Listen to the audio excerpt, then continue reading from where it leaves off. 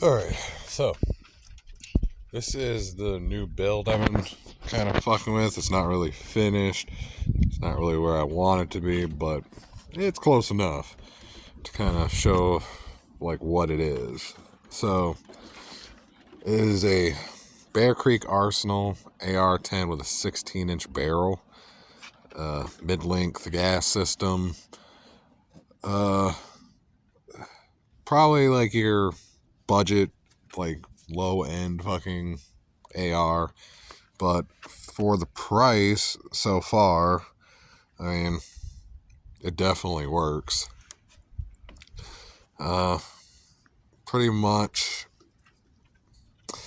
the only really big thing with the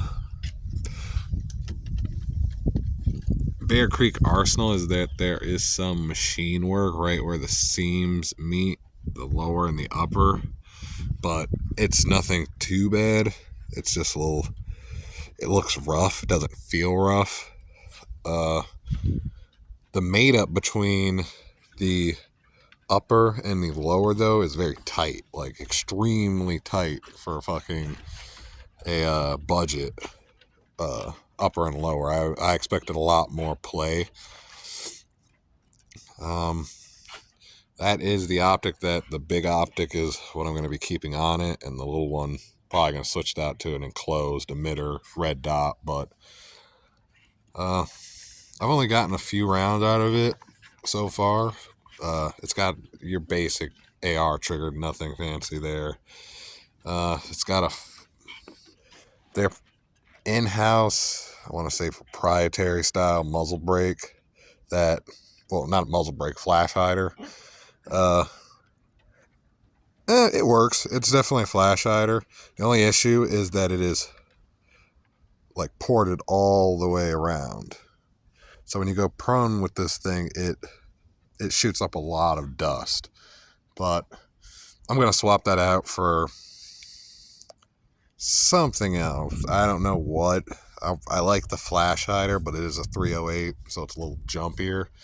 And I kind of wanted this to be more of a big brother to a rifle I already have in 5.56. Kind of like a recce build, but a step up, running the same piggyback style. And I plan to get the same foregrip and the same pistol grip, same butt stock. And that's another thing. I did buy these separate. So everything you see with the lower and the upper is pretty much what you get. Pretty much all mil spec. The charging handle in this thing is crap. I would recommend swapping that out, but most people swap those out anyway. But yeah, you don't see a lot of reviews on the like standard AR10 with this style of charging handle. Mostly it's the side charging handles, and I don't know if it's just me or other people, but you kind of want to find the gun that you're going to be buying. But yeah, other than that, it's a decent AR10. I haven't had any hiccups. Everything's really tight on it. Definitely going to send it through a couple more of its paces and upgrade it some more. But I'd like to run it through maybe a 2-gun or maybe a little bit of a long range competition and see how it does. I do need to get better ammunition, some 175 grains, because this is a 1 in 10 twist rate barrel. So yeah, we'll see. It is a heavy barrel too, so fucking flies. So it's definitely got some weight to it. So all of it together with the optic on it and the sling and the empty magazine, it's 12 pounds. But that's not too bad. Well, yeah, other than that, that's the AR10. Like, it's pretty basic, but it does work. It's a nice little gun. It recoils really nice. There's no twang in the back of the buffer, which I was really worried about that because my other gun doesn't do it.